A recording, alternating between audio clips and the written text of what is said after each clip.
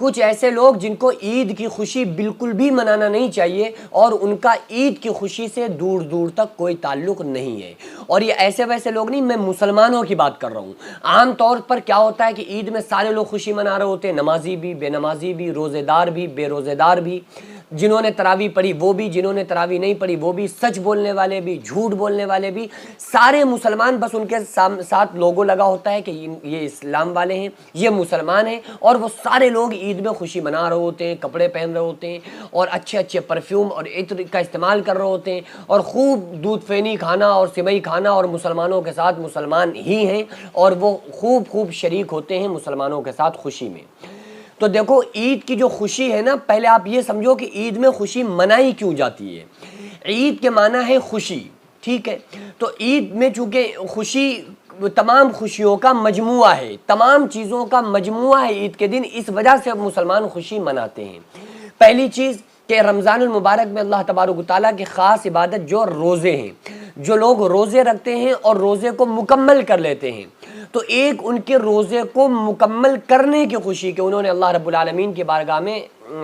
عبادت کی، اور انہوں نے روزے کے ذریعے سے اللہ تبارک و تعالیٰ کے حکم پر وہ پیروکار رہے، اور انہوں نے پورے روزے رکھے، اللہ کے حکم کو مانا، تو اب انہوں نے اپنے روزوں کو کمپلیٹ کر لیا ہے۔ ایک پہلا تعلق عید کا ان روزوں کے ساتھ بھی ہے۔ دوسرا تعلق تراویح کے ساتھ بھی ہے کہ جن لوگوں نے اللہ تبارک و تعالیٰ کی عبادت رات میں جو کی ہے، تراویح پڑھی ہے، تو اس وجہ سے انہوں نے اللہ تبارک و تعالیٰ کی خوب عبادت کی ہے، تو اس لیے ان کی اس عبادت کو مکمل کرنے کا تعلق عید کے ساتھ ہے، ٹھیک ہے؟ اس کے علاوہ آپ یہ دیکھو کہ جانی عبادت بھی ہو گئی نا، مالی عبادت بھی ہو گئی کہ اللہ تبارک و تعالیٰ نے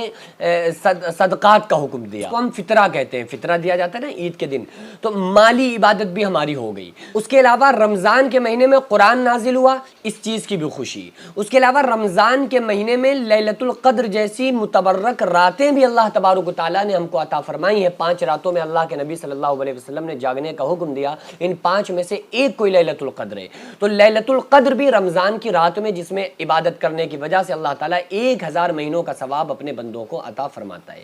تو یہ رات بھی اسی مہینے میں، رمضان کے مہینے میں ہوتی ہے، اور انسان پھر صدقات خیرات بھی کرتا ہے، اور انسان کو آپ دیکھو نا کہ جیسے جانی عبادت انسان نے کی، ہم کیا کہتے ہیں التحیات للہ والصلوات والطیبات، کہ ہماری جانی عبادت، مالی عبادت اور ساری عبادتیں، قولی عبادت ساری اللہ رب العالمین کے لیے ہیں۔ ان صلاتی و نسکی و محیای و مماتی للہ رب العالمین، میرا جینا، میرا مرنا، سب کچھ اللہ رب العالمین کے لیے ہے۔ تو اب یہاں پر ہم نے جن لوگوں نے رمضان میں روزے رکھے تو انہوں نے دن میں عبادت کی، جنہوں نے رات میں تراویح پڑھی انہوں نے قیام اللیل کیا، یعنی کہ رات میں بھی اللہ تبارک و تعالیٰ کی بندگی کی، اور پھر اس کے بعد صدقات خیرات کیے تو انہوں نے مال بھی اللہ کے راستے میں خرچ کیا۔ پھر اس کے علاوہ رمضان میں قرآن مجید نازل ہونے کی خوشی ایک طرف یہ بھی ہے، اس کے علاوہ لیلۃ القدر جیسی متبرک رات بھی ہمارے سامنے ہے۔ یہ 5 خوشیاں، 5 چیزیں جب ہمیں اللہ تبارک و تعالیٰ نے اس مہینے میں عطا فرمائیں، اور پھر جب انسان اپنی تمام عبادتوں کو پورا کر لیتا ہے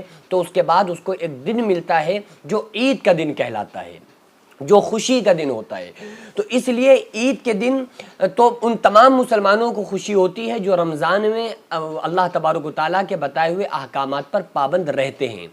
لیکن وہ لوگ، ان کا عید سے کوئی تعلق نہیں ہے جو یہ کہتے ہیں، روزہ تو خود تو رکھتے نہیں ہیں، لیکن آپ نے کہتے ہوئے سنا ہوگا کہ روزہ وہ رکھے جس کے پاس کھانے کو نہیں ہے، معاذ اللہ۔ یہ نہ جانے کتنے لوگ اس طرح کی بات کرتے ہیں کہ روزہ وہ رکھے جس کے پاس کھانے کے لیے کھانا نہ ہو۔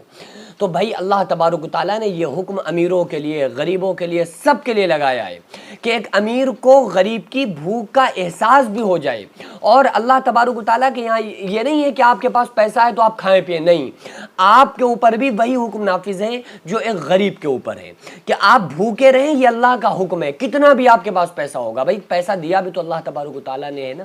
تو اگر کسی انسان کو رمضان آنے کی خوشی کے بجائے ٹینشن ہوتی ہے، جو تراویح پڑھنا جو اپنے اوپر قہر سمجھتا ہے، جو صدقات دینا اپنے اوپر ڈنڈ سمجھتا ہے، جو لیلۃ القدر میں جاگنا فضول سمجھتا ہے، اس کا عید کی خوشی سے کوئی تعلق نہیں ہے، کیونکہ جب مسلمان اتنی عبادتوں کا ایک مجموعہ کر لیتے ہیں اس کے بعد اللہ رب العالمین ان کو عید کی خوشی عطا فرماتا ہے، اور ان کو عید میں خوش ہونا بھی چاہیے، کیونکہ عید کے دن اللہ کے نبی صلی اللہ تعالیٰ علیہ وسلم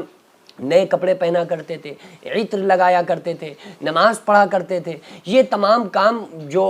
آپ صلی اللہ تعالیٰ علیہ وسلم نے کیے، تو ان سنتوں کو بھی ہمیں زندہ رکھنا ہے، ان سنتوں پر بھی ہمیں عمل کرنا ہے، اور اس کے ساتھ ساتھ میں عید کی خوشی بھی ہم لوگوں کو منانا ہے۔ میں آپ تمام حضرات کو عید کی دلی مبارکباد پیش کرتا ہوں۔ اللہ رب العالمین سے دعا کرتا ہوں کہ آنے والی عید الفطر کو اللہ تبارک و تعالیٰ آپ تمام لوگوں کو خوب خوب مبارک کرے، اور میری طرف سے پہلے سے آپ لوگوں کو عید کی مبارکباد۔